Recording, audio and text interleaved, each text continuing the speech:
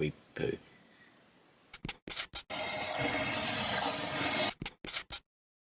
On to the next place. Woo woo.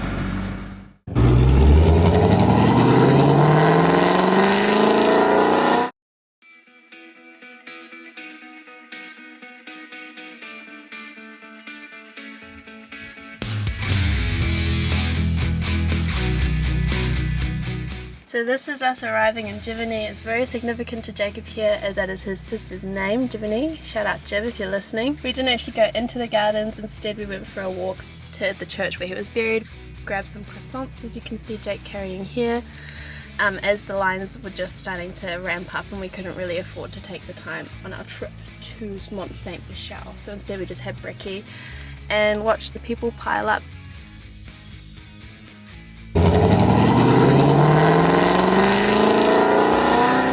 This is us on the way to Mont St Michel, and then, yeah.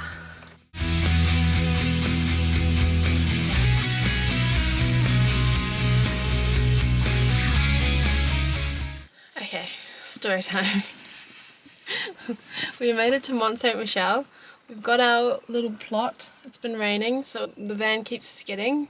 Anyway, we drove to go see the castle, thinking, oh yeah, you know, parking won't cost too much, maybe €3.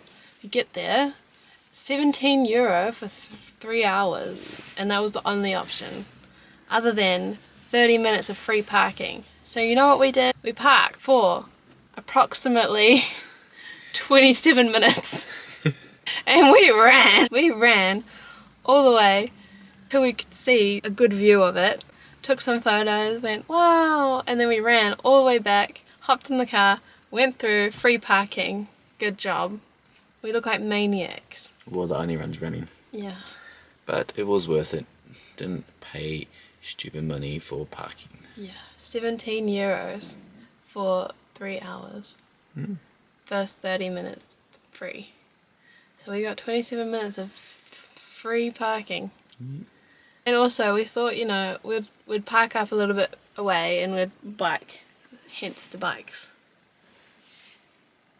We cycled for about 5 minutes and it was closed. The path was closed, so we turned around, shoved the bikes back in. We got to see the castle, and that's what we came here for. So, also the toilets here don't have toilet paper. So yes. You have to take your own toilet paper, and we didn't realise. We also didn't buy any toilet paper.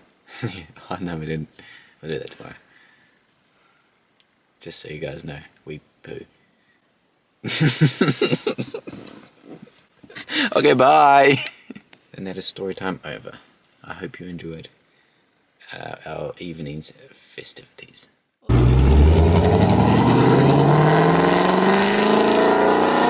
then we're back zooming to Bordeaux, back on the road. This is what the French countryside looks like on the non-toll road. A lot of little villages, narrow roads, lovely scenery though, lots of fields of yellow flowers. And this is our campsite in Bordeaux. We were sleeping among the grapevines. These goats are the cutest things ever. A little donkey, there was a horse there too, and a pony.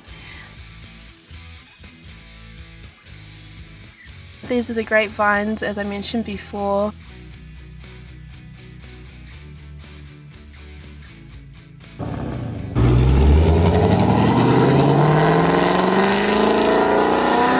And then we're back on the road again the next day to San Sebastian. Non-stop, man. One night here, one night there.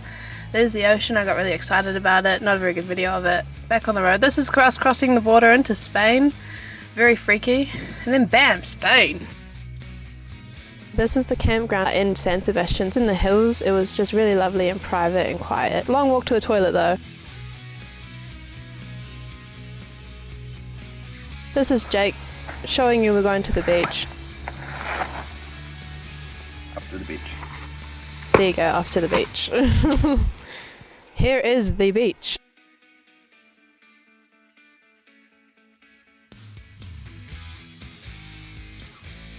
This is what the track looks like as you walk up Mount Urgel. This is the first viewpoint, and this is the second viewpoint.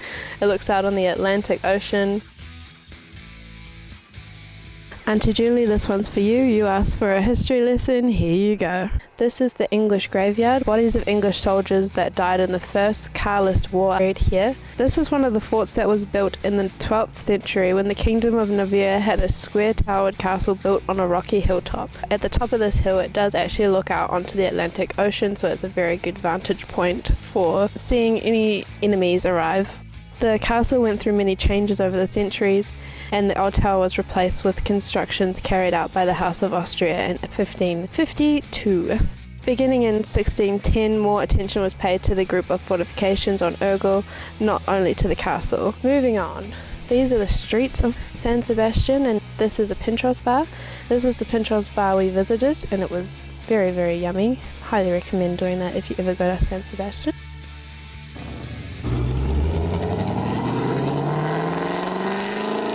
Alrighty, after 2 nights in San Sebastian, we are back on the road again. This is what the Spanish roadsides look like. A lot of churches and castles and just really cool landscapes. Lots of tunnels and hillsides, very steep inclines for our little wee van and her poor little engine. Surprised she didn't overheat.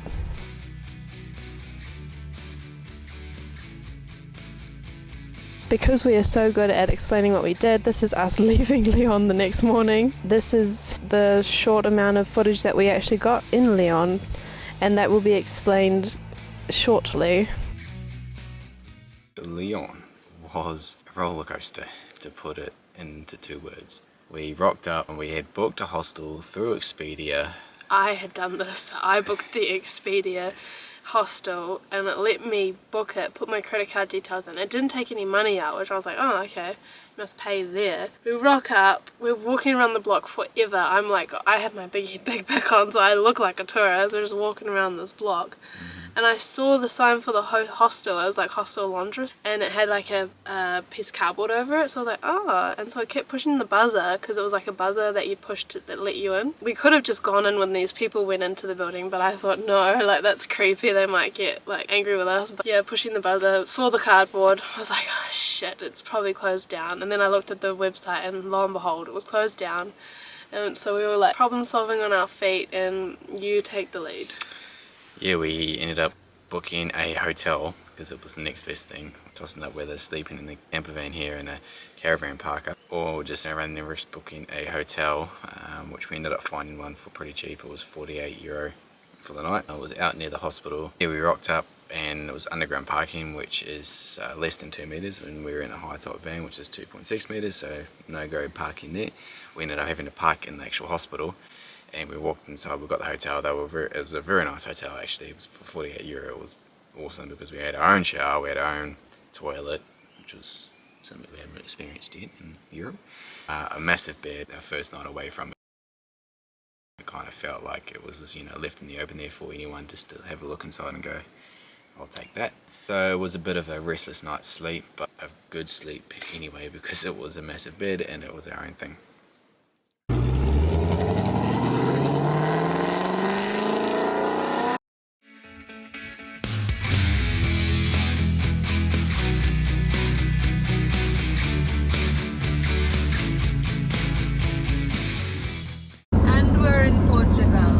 That was the border crossing into Portugal. This is us on the way to Porto. It wasn't actually that fast, but... And to Porto, into Portugal. That'll be our 4th country. Spain is so easy to drive.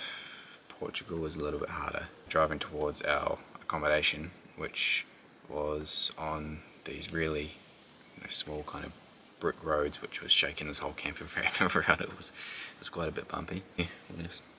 The driving in Spain, like the reason why it was easy is because they were all main roads, they were all straight, like no roundabouts, just big highways with lots of room to move. You can overtake the trucks pretty easily and not worry about being run off the road. Once you get to Portugal though, it was a bit like driving in France. On the non-toll roads, it was like roundabouts. Anyway, this is our campground in Porto, and thank you for watching.